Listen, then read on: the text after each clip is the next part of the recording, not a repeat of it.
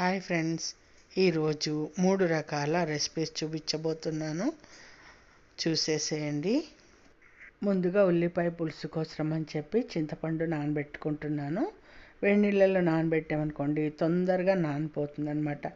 అలాగే ఉల్లిపాయ ముక్కలు, పచ్చిమిరపకాయ ముక్కలు తరిగేసేసుకుని, నాకు ఇంకా చేయి సరిగ్గా లేదు కదండి, కూర ముక్కలు అవి మా వారే తరిగిస్తున్నారు. ఉల్లిపాయలు ఆయనే తరిగిచ్చారు. పచ్చిమిర్చి నేను ఇలా తుంచి వేసేస్తున్నాను అనమాట. చాలా బాగుంటుందండి ఉల్లిపాయ పులుసు అయితేను. అలాగే ఇది దేనికి కాంబినేషన్ చేస్తున్నాను అంటే గుత్తి బీరకాయ కూర అండి. చూసారు కదా, బీరకాయ ముక్కలు కూడా తరిగిచ్చారు మా వారు. అంటే తొక్క తీసేసి ఇచ్చారు, నేను గుత్తిలాగా తరుక్కున్నాను అనమాట. కూర కారం రెడీగా ఉంది కాబట్టి ఇంట్లో కొట్టింది. చాలా ఈజీగా చేసుకోవచ్చు.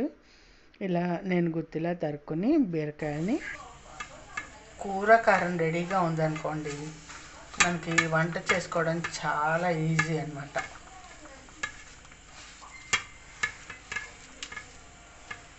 ఇలా నూనె వేసి కూర కారంలో కలిపేసుకుని ఇలా బీరకాయలని ఇలా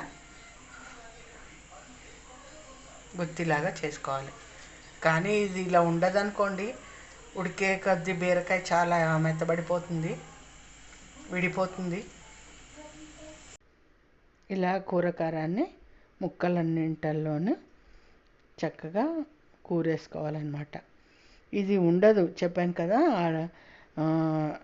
బీరకాయలు చాలా నీరు ఎక్కువ కాబట్టి ఇలా కాయపళంగా ఉండదు, ముక్కపళంగా ఉండదండి. కారం అంతా బయటకు వచ్చేస్తుంది. వండేక చూద్దురు కానీ నేను ఎక్కువ కదపను. ఊరికే ఒక్కసారి 2 సార్లు కొంచెం అటు ఇటు ఇటు దట్టు మరి మగ్గాలి కాబట్టి మెల్లిగా 1-2 సార్లు కదుపుకోవాలి.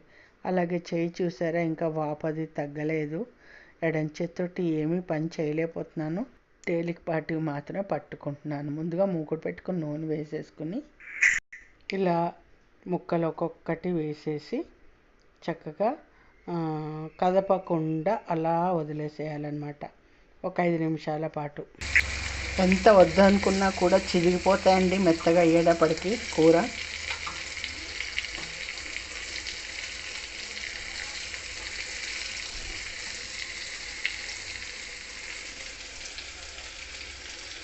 ఇప్పుడు దీంట్లో కొద్దిగా నీళ్లు పోసి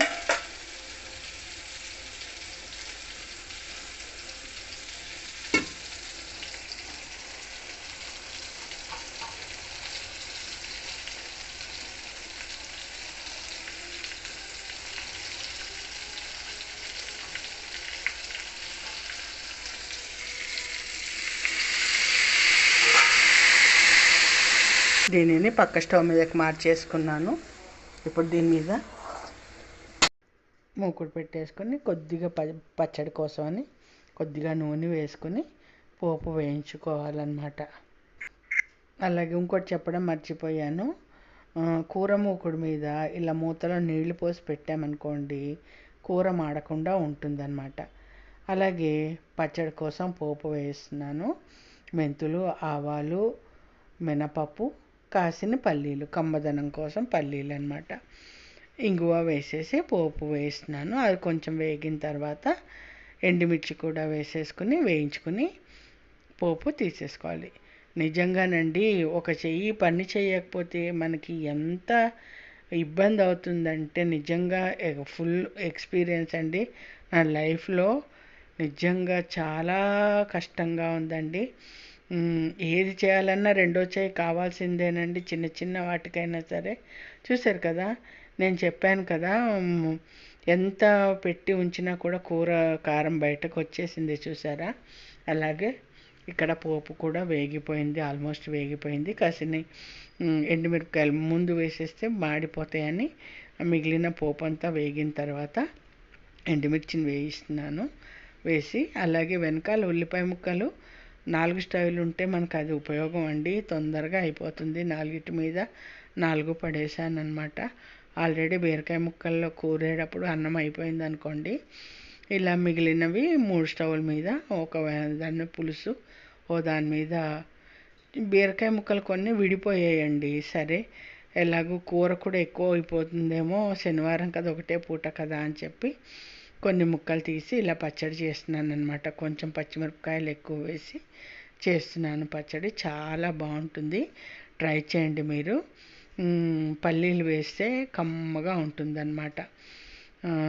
ఇలాగా మూత పెట్టేసుకున్నాం అనుకోండి, సరిపోతుంది. వేయించేసుకొని అలాగే ఉల్లిపాయ పులుసులోకి చింతపండు నానబెట్టుకున్నాను కదా, అది కూడా పిసికి పోసేసుకున్నాను. ఆ తర్వాత నాకు పంచదార అలవాటు అని చెప్పాను కదా, 2 చెంచాల పంచదార వేశాను.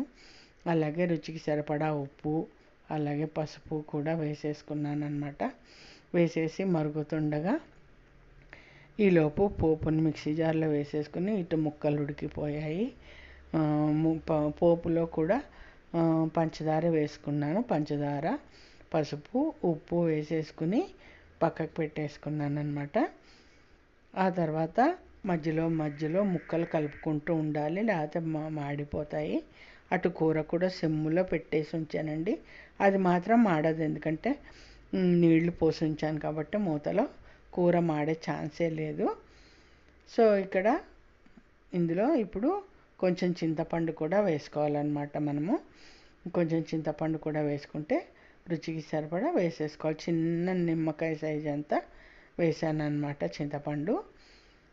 పచ్చిమిరపకాయలండి గ్రీన్గా ఉన్నాయి, కానీ అస్సలు కారం లేవండి, అస్సలు కారం లేవు.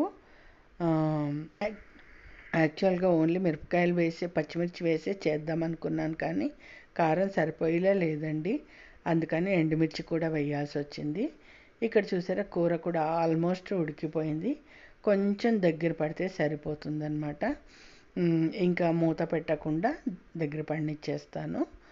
దగ్గర పడినిచ్చేసాను అన్నమాట.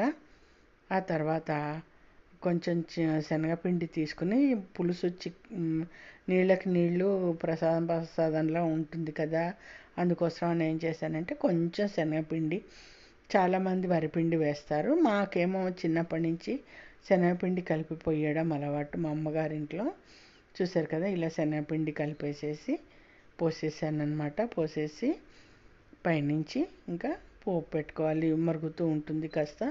ఈలోపు ఈ బీరకాయ ముక్కలు పచ్చడికి ఉడికిపోయాయండి. అవి డిష్ అవుట్ చేసుకున్నాను.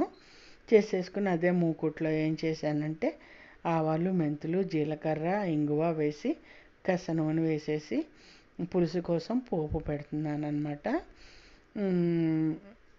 ఇంతేనండి, మరి తప్పదు కదా, ఇంకా మళ్ళీ ఇంకో మూకుడు ఏం చేస్తానులే అని, ఎలాగో ఉంది కదా అని చెప్పి ఇందులో వేసేసాను.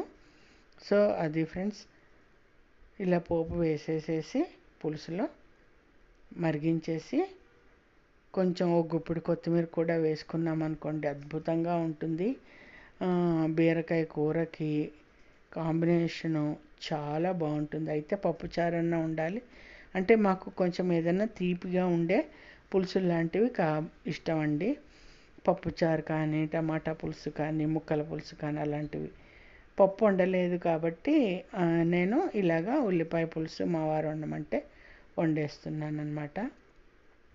సో చాలా బాగుంటుందండి ఈ పులుసు అయితే. చపాతీల్లోకి అయితే అద్భుతంగా ఉంటుందండి, మీరు నమ్మరు.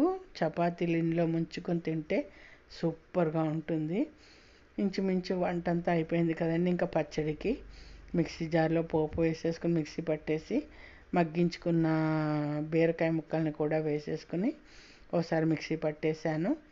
ఆ తర్వాత చూసారు కదా, సూపర్గా పచ్చడి రెడీ అయిపోయింది. పచ్చడి, గుత్తి బీరకాయ కూర, ఉల్లిపాయ పులుసు. నచ్చిందా వీడియో? నచ్చితే లైక్ చేయండి, షేర్ చేయండి, సబ్స్క్రైబ్ చేయండి, అలాగే ఫాలో చేయండి. ఓకేనా? Thank you. లాంగ్ వీడియోస్ని కూడా ఆదరించండి. ఓకేనా? Thank you. యాక్చువల్గా ఇది షార్ట్లా చేద్దాం అనుకున్నాను, కానీ కుదరలేదండి.